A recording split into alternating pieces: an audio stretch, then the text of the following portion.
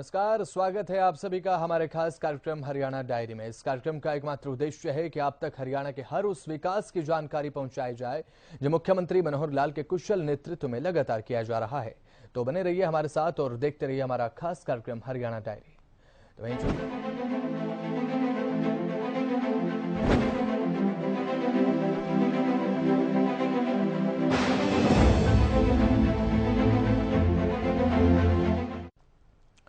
मुख्यमंत्री मनोहर लाल के कई ऐसे आयोजन जो चल रहे हैं जो प्रदेश की जनता के हित में है। मुख्यमंत्री मनोहर लाल ने कई नए पोर्टल का उद्घाटन भी किया। मुख्यमंत्री ने इस दौरान शहरी आवास योजना पोर्टल का शुभारंभ किया। तो वहीं दयालु योजना, प्रो एक्टिव ओबीसी और साथ ही आपको बता दें कि नई ई भूमि पोर्टल और सभी के लिए आवास विभाग और साथ ही नए नो लिटिगेशन पॉलिसी पोर्टल का उद्घाटन उनकी तरफ से किया गया। सीएम ने कहा कि हम लोगों की सुविधा के लिए नए पोर्टल लाते रहेंगे। रिपोर्ट देखिए।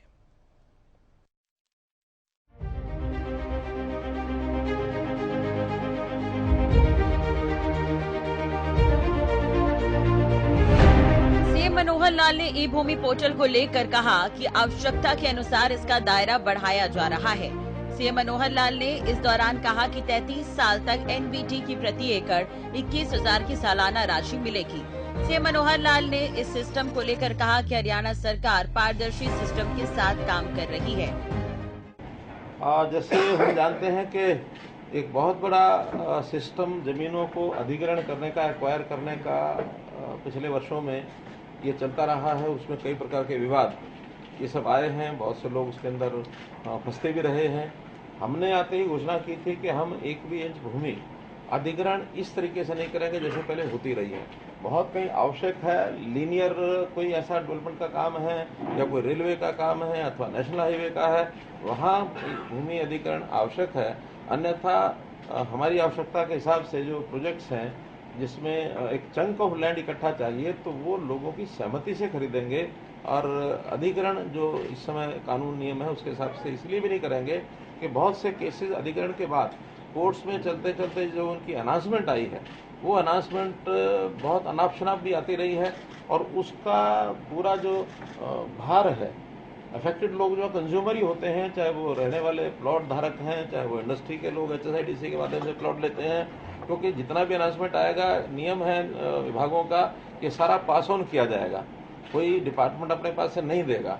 और उसके अंदर हमारे दोनों डिपार्टमेंट बहुत स्ट्रेस में थे, चाहे वो HSIDC है चाहे वो HSVP है। हमने उसमें से बाहर निकल करके और ई भूमि का जब से शुरू किया है, ये जो पहले ज़मीनें हमारे पास पड़ी थी उन्हीं का हमने उपयोग किया है। ई भूमि पर बहुत अधिक तो हमें उस समय ज़मीन खरीदने को नहीं मिली, लेकिन आवश्यकता के हिसाब से लगभग 1000 से लेकर 1200 एकड़ तक हम उसमें ले चुके हैं, जहाँ तक मेरी मोटी मोटी जानकारी है।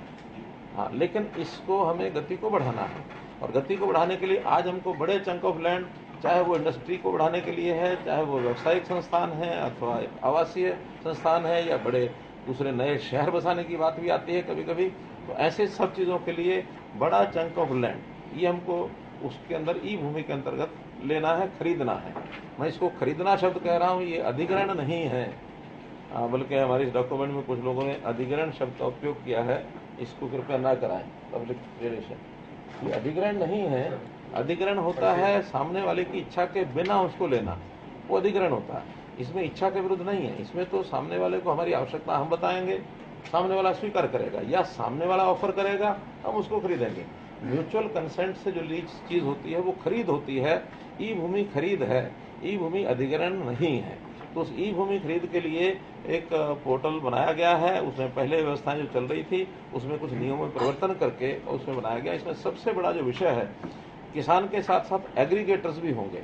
तो किसान की ज़मीन छोटी होती है, 2 एकड़ 1 एकड़ 3 एकड़, वो आसपास की ज़मीन को जब तक इकट्ठा लेके नहीं आएंगे तो उस ज़मीन का हमें उपयोग नहीं होगा। तो एग्रीगेटर्स को रजिस्टर करना वो इस ई भूमि पोर्टल के ऊपर उसकी सुविधा है और उन एग्रीगेटर्स को रजिस्टर करके उनकी फिर एक ट्रेनिंग भी कराएंगे। उनको एक जिसको कहना चाहिए अवेयरनेस भी पैदा करेंगे भी आपने कैसे करना है। कम से कम 10 एकड़ ज़मीन को एग्रीगेटर जो है ला करके रजिस्टर कर सकता है। इंडिविजुअल तो जिसकी जितनी उतनी करेगा, लेकिन अगर एग्रीगेटर है तो आसपास की 10 एकड़ की लैंड का जो जंक है वो हमें ऑफर करेगा तो हम उसको खरीदने के लिए तैयार होंगे। अब कितने ही एग्रीगेटर आएंगे और कितनी ही ज़मीन को ऑफर करेंगे। मानो हमें चाहिए 100 एकड़, और हो सकता है कि 500 एकड़ आसपास के लोगों ने सबने प्रयत्न किया, हमें उस 100 एकड़ का कौन सा चंक ऑफ लैंड जो आपस में एक दूसरे से जुड़ा हुआ है वो लेंगे, बाकी जो छुटपुट हैं वो छोड़ने ही पड़ेंगे। लेकिन हर एग्रीगेटर वो अगर खरीद का उसका अगर विषय पूरा नहीं भी हुआ, केवल उसने जमीन को ऑफर कर दिया, तो भी उसको 1000 रुपये से लेकर 3000 रुपया पर एकड़ उसको राशि मिलेगी। कम से कम उसका प्रारंभिक एक पारिश्रमिक है वो उसको मिलेगा। हाँ, अगर खरीद मैच्योर हो जाती है तो उसका राशि का 1%, यानी जो जमीन की कीमत है उसका 1% जो है वो उसको मिलेगा। वो अपने आप में अच्छी राशि बनती है। मान लो अगर 50 लाख रुपए का भी एकड़ है तो उसको 50,000 रुपया मिल जाएगा, तो ये राशि का वो हकदार हो जाएगा। और जब कोई जमीन का जब वो रजिस्टर करेगा, ऑफर करेगा, तो उस जमीन के टुकड़े में जितने मालिक हैं, क्योंकि कई बार साझा प्रॉपर्टी होती है, शेयर्ड प्रॉपर्टी, तो ऐसी साझा प्रॉपर्टी में मानो एक ही जमीन में 4 मालिक हैं, तो चारों की सहमति लेकर के तब वो रजिस्टर कर सकता है। ऐसा नहीं कि 4 में से एक की सहमति मिली तो उसका कर दिया, बाकी 3 वो जमीन ले जा नहीं सकेगी। तो इसलिए वो सब उसमें किया है। एक कंडीशन लगाई है कि जो एग्रीगेटर है वो आयकर दाता होना चाहिए और फैमिली आईडी में उसका पहचान पत्र होना चाहिए, क्योंकि आयकर दाता होता तो कम से कम उसका एक लेवल ये ध्यान में आता है कि हाँ इस लेवल का आदमी है जो उसके ऊपर कुछ भरोसा किया जा सकता है। इसमें एक पहले जो मैंने प्रॉपर्टी डीलर्स को एक एक्ट बना हुआ है, property dealers and consultant act 2008, उसके अंतर्गत रजिस्ट्रेशन होती थी तो उसको हम स्वीकार करते थे। हमने वो भी हटा दिया है। जब कोई उस एक्ट में 2008 के एक्ट में रजिस्टर होना ये जरूरी नहीं है।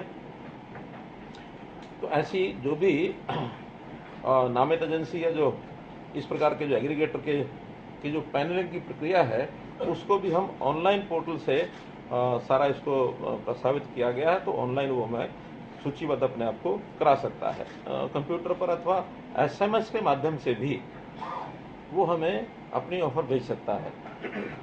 SMS से भी वो जो जानकारी भेजेगा उसका रजिस्ट्रेशन फिर उसको ऑफर करके बाकी जानकारियाँ उसकी ले ली जाएंगी। जितनी लैंड हमको चाहिए, मान लो हम डिमांड करते हैं तो उस लैंड के एक चंक में अगर 70% लैंड उस प्रोजेक्ट के लिए ज़रूरत है, उस 70% या इससे ऊपर हो जाती है तो ही हम उसको खरीदेंगे।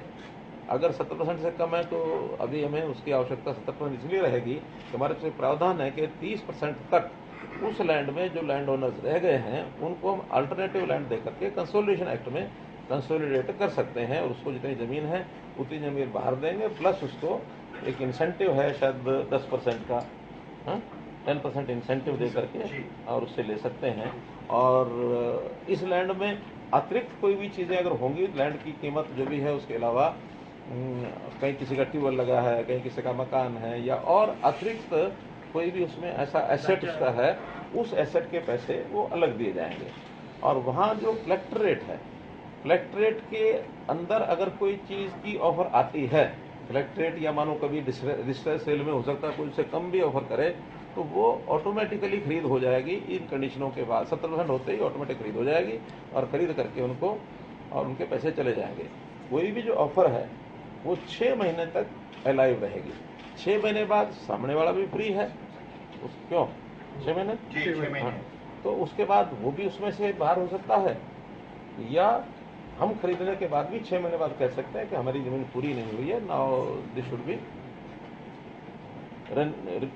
रीवैल्यूएटेड, उसको रीवैल्यूएशन करेंगे।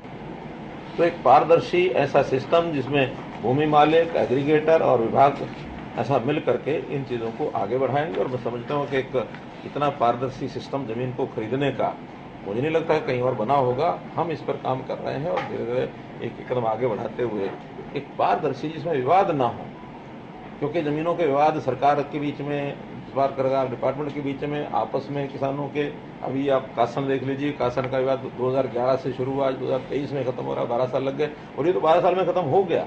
बहुत से ऐसे विवाद हैं जो 50-50 साल से भी पेंडिंग पड़े, वो खत्म नहीं हुए। हम बहुत चीज़ें, डिजिटलाइजेशन ऑफ लैंड रिकॉर्ड, फिर हमारा ये जो लाल डोरा खत्म करना, ये जो लार्ज स्केल मैपिंग, कई ऐसी चीज़ें कर रहे हैं कि एक दिन ऐसा हो कि हर इंच ऑफ लैंड जो है वो हमारी रिकॉर्ड पर हो कि ये किसकी है, कौन मालिक है, कौन इसका काश्तकार है। दोनों में एक डिफरेंस ये भी करके हम आगे चल रहे हैं ताकि हर किसी को अपने अपने क्षेत्र के बारे में सब जानकारी हो, कौन किसकी है। सीएम मनोहर लाल ने ई क्षतिपूर्ति पोर्टल को लेकर भी कहा कि क्षतिपूर्ति पोर्टल के माध्यम से ही हम मुआवजा प्रदान करते हैं। फसलों में कितना मुआवजा दिया जा रहा है, इसकी जानकारी मुख्यमंत्री मनोहर लाल ने दी। ई क्षतिपूर्ति पोर्टल जिसको पहले हमने लॉन्च किया था और उसमें हर प्रकार की क्षति, चाहे वो बाढ़ से प्रभावित कोई क्षेत्र है अथवा अन्य प्रकार के कई बार लॉस हो जाते हैं, जैसे कभी कोई दंगा हो गया, कभी कोई और किसी प्रकार की कोई आपत्ति आ गई, जैसे ऊँटों का विषय आया था, ऐसे हर प्रकार के लॉस को दर्ज करने के लिए हमने पोर्टल बनाया है।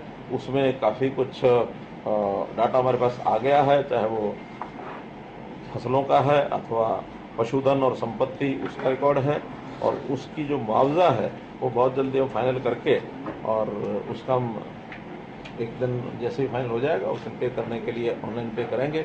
उसकी जो दरें हैं मोटे रूप से जो हमारा डिजास्टर मैनेजमेंट का जो सिस्टम है उसमें चाहे वो पशु यानी खेती का किसानों का तो जैसे पता है ही अपने को कि फसल में 15,000 रुपया 75% से अधिक की जो खराबा है उसमें गेहूं, धान, कपास और गन्ना इसका 15,000 रुपया है, सरसों और अन्य फसलें 12,500 रुपया है।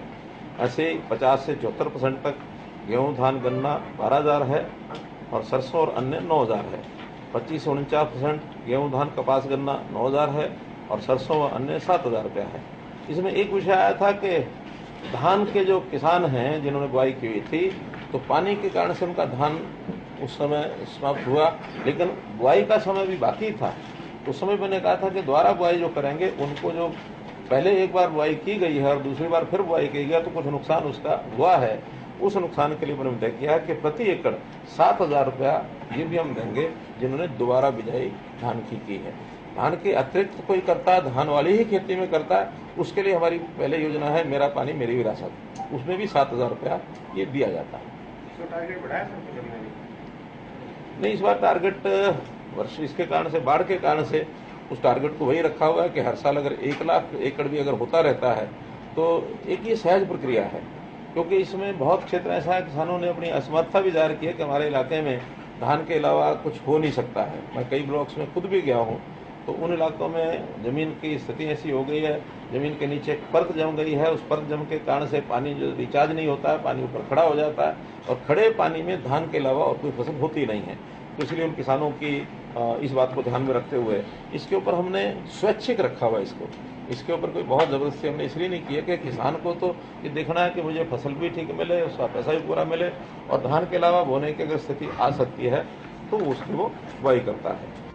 हाई पावर परचेज कमेटी के दौरान ये तमाम बातें कही गई। प्रॉपर्टी आईडी के पोर्टल को लेकर सीएम मनोहर लाल ने कहा कि जानकारी मिली है कि इस पोर्टल में त्रुटि है। इसकी जानकारी खुद सीएम ने ली और ठीक होने की जानकारी दी। सीएम मनोहर लाल ने कहा कि बैकअप के तौर पर डाटा रखा जाता है। कि जो अर्बन लोकल बॉडीज का जो ये है प्रॉपर्टी आईडी का पोर्टल, उसके अंदर कुछ 65,000 प्रॉपर्टीज के नक्शे वो गायब हो गए हैं, वो मिले नहीं हैं। आप लोगों ने तो किसी ने देखा कि नहीं देखा, मैंने स्वयं देखा कि उनकी स्टेटमेंट आई थी तो कोई बाद में प्रश्न आया, इसलिए मैं पहले ही बता रहा हूँ। एक तो पोर्टल के अंदर छोटा सा एक बग आया था जिस बग के कारण से और उसका जो डिस्प्ले था वो डिस्प्ले एक बार समाप्त हुआ, फिर उस पोर्टल के अंदर सावधानी जो भी बरतनी थी उस पोर्टल को ठीक कर दिया गया है और वो सारे का सारा जो डिस्प्ले नहीं हो रहा था वो बैक ऑफिस में तो पूरा उसका डाटा था, ऐसा नहीं कहीं चला गया, लेकिन वो डिस्प्ले कई बार नहीं होता है, टेक्निकल चीज़ में खराबी आ सकती है, वो सारे का सारा रिकवर करके फिर डाल दिया गया है। और अब चूँकि वो 3 विभागों का पोर्टल है, चाहे उसमें हमारे टाउन कंट्री प्लानिंग है और अर्बन लोकल बॉडीज है, HSIDC है, बिल्डिंग प्लान का डाटा था, वो जो online building plan approval system हॉपपास, तो उस सिस्टम में कहीं कोई बग आया था तो इसके कारण से वो उसमें डिस्प्ले नहीं हो रहा था, उसमें कहीं कोई कठिनाई नहीं। और हर एक प्रकार का डाटा बैक ऑफिस में हम हर जगह रखते हैं, उस डिपार्टमेंट का जो सर्वर होता है उसमें भी रहता है और बैक ऑफिस में सारा डाटा आजकल तो सिक्योरिटी के कारण से कौन सी चीज़ कहाँ गड़बड़ हो जाए इसलिए उसका बैक ऑफिस में पूरा डाटा और सिक्योर डाटा, वो डाटा ऐसा भी नहीं है कि सिक्योरिटी के कारण से कहीं बाहर कोई इसका उपयोग कर सकता है, कोई इसका उपयोग नहीं कर सकता। तो इसकी जानकारी इसलिए मैं दे रहा हूँ कि इसको हमने ठीक कर दिया है। कहीं कोई विषय दोबारा भी आता है तो आपको ध्यान रखना। सीएम मनोहर लाल की अध्यक्षता में पहले भी मीटिंग हुई थी, जिसमें 21 एजेंडों पर चर्चा हुई थी। सीएम मनोहर लाल लगातार बैठक के जरिए कोशिश करते हैं कि आम जन की समस्या को बैठक में लाएं और इसका निपटारा किया जाए। सीएम मनोहर लाल ने Haryana high power purchase committee की बैठक में महत्वपूर्ण सौगात भी दी है। सीएम मनोहर लाल के प्रयास से ही ये संभव हो सका है कि योजना का संचालन प्रदेश में सही तरीके से किया जा रहा है, जिसका फायदा आम जनता तक पहुँच रहा है।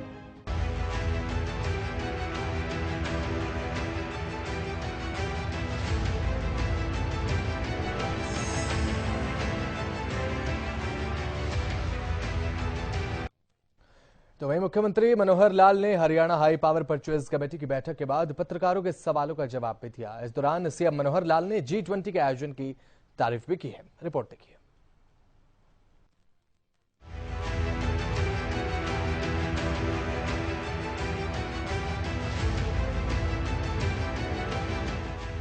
सीएम मनोहर लाल ने प्रेस कॉन्फ्रेंस के दौरान G20 के आयोजन की तारीफ करते हुए इसका श्रेय प्रधानमंत्री मोदी को दिया। सीएम मनोहर लाल ने इस दौरान साइक्लोथॉन का भी जिक्र किया और इसके बारे में जानकारी दी। जनसंवाद भी मुख्यमंत्री कर रहे थे, इसे लेकर भी सीएम ने कहा कि हमेशा कोशिश रहती है कि जनता की समस्या को सुना जाए और उसका निपटारा तुरंत किया जाए, इसलिए जनसंवाद किया जाता है। कि G20 का जो लगभग साल भर जो कार्यक्रम चला, पूरी दुनिया के लोगों ने भारतवर्ष में आकर के तरह तरह के विषयों के ऊपर चिंतन किया और संयोग से दिल्ली के नज़दीक होने के कारण से हमको भी बहुत अवसर मिले। 3 बार तो जो सम्मेलन हुए और अलग अलग विषयों को लेकर के गुरुग्राम में हुए और पद में सबसे प्रमुख बात ये थी कि जब उन सब विषयों को मिला करके और क्या उसका मंथन निकला है, रिपोर्ट क्या बनाई जाए, तो शेरपा होते हैं हर एक कंट्री का जो ब्यूरोक्रेट हेड होता है। ब्यूरोक्रेट हेड वो वहाँ के सब ने बैठ करके सभी देशों के लोगों ने नू में जो होटल है ग्रैंड भारत, उसमें बैठ करके 3 दिन तक सारा चिंतन किया और उसका एक प्रारूप बनाया।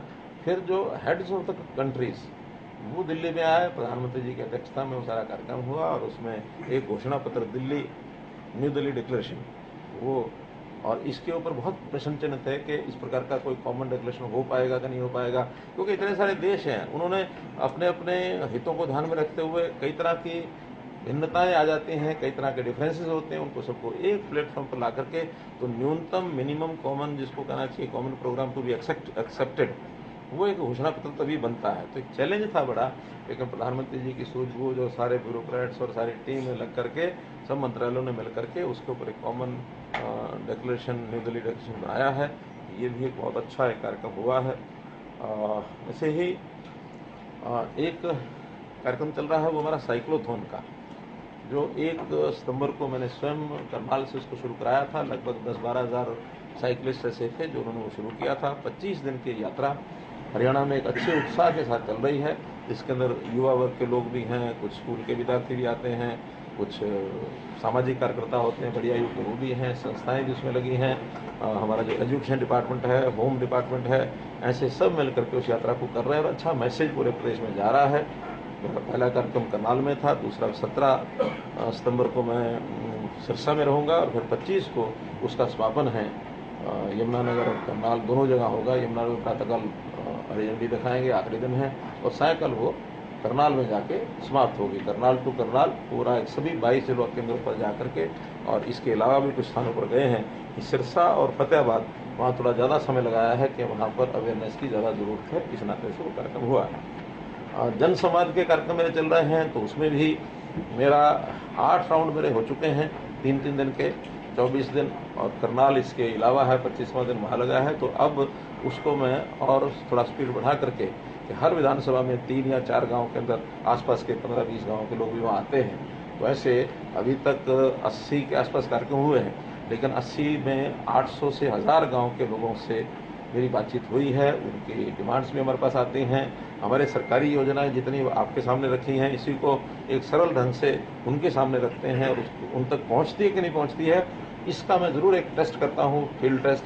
मुझे संतोष है इस बात का कि इन चीज़ों का बहुत लाभ हो रहा है, चाहे वो हमारा परिवार पहचान पत्र है, चाहे ओल्ड एज पेंशन है, चाहे आयुष्मान भारत की बात है। ऐसे सब विषयों को लेकर के खुली चर्चा होती है। और जब हम उनसे एक प्रश्न करते हैं कि क्या इन पोर्टल्स को ख़त्म कर दिया जाए, तो एक स्वर में उत्तर आता कि नहीं, बिल्कुल ख़त्म नहीं करना चाहिए। छोटी मोटी कमी ज़रूर हो सकती है, लेकिन इसके कारण से जो लाभ हमें हो रहे हैं, बहुत अधिक लाभ हो रहे हैं।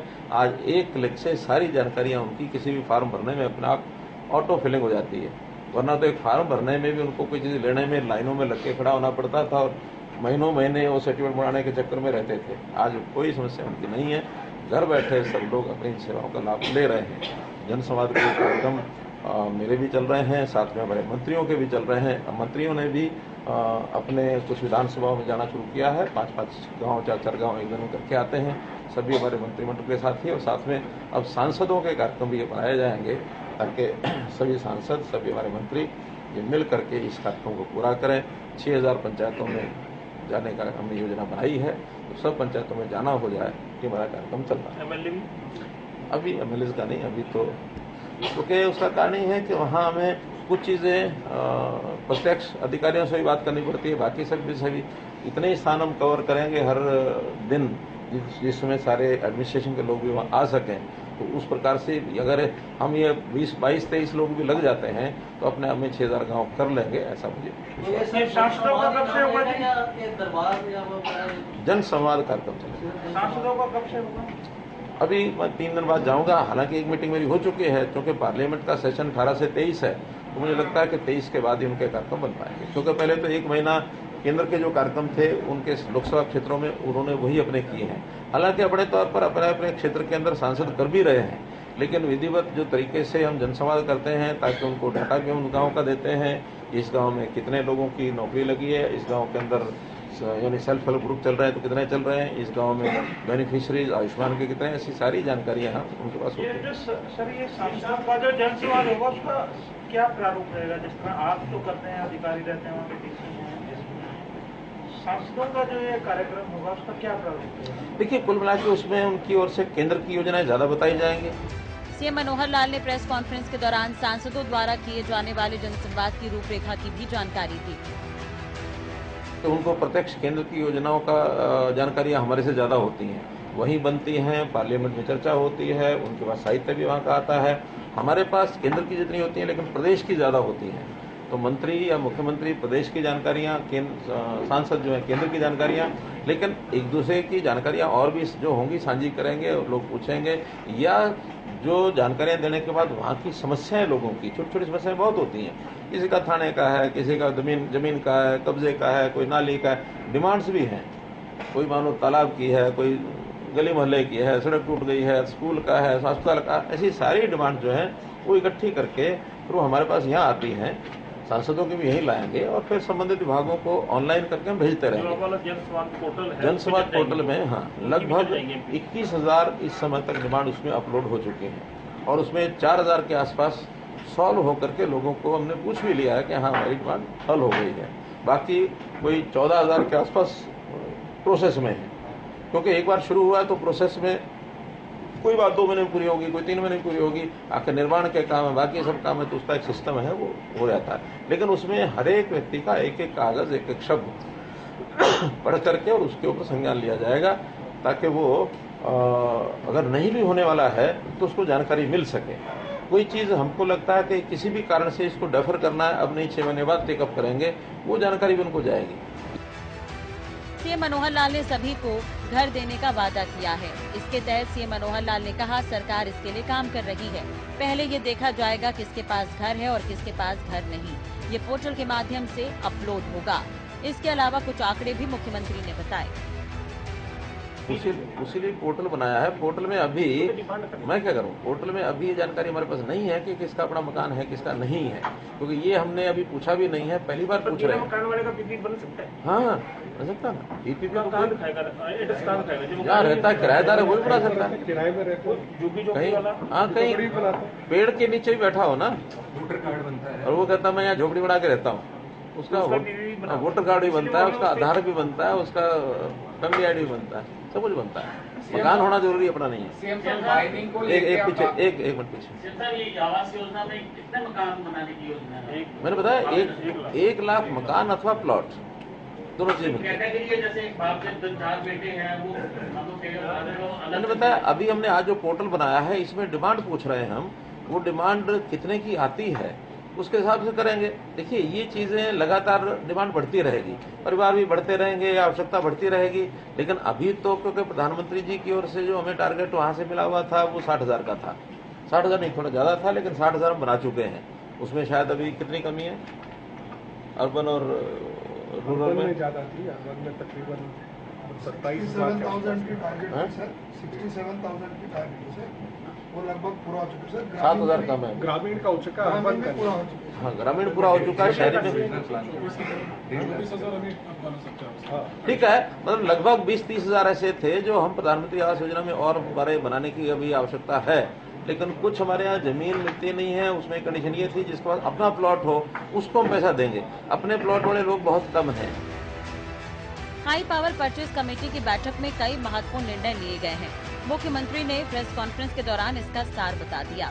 इसके अलावा सरकार की तरफ से योजनाओं को लेकर किस तरह से प्रयास किए जा रहे हैं इसकी जानकारी दी। पत्रकारों के द्वारा पूछे गए सवाल का जवाब भी मुख्यमंत्री मनोहर लाल ने दिया। योजनाएं बनाई जाती है लेकिन इसका संचालन किस तरह से हो ये भी आश्वस्त करते हुए नजर आए मुख्यमंत्री की योजनाएं बन रही है लेकिन इसका संचालन बेहतर होगा। पोर्टल के माध्यम से इन सभी योजनाओं का संचालन किया जाएगा।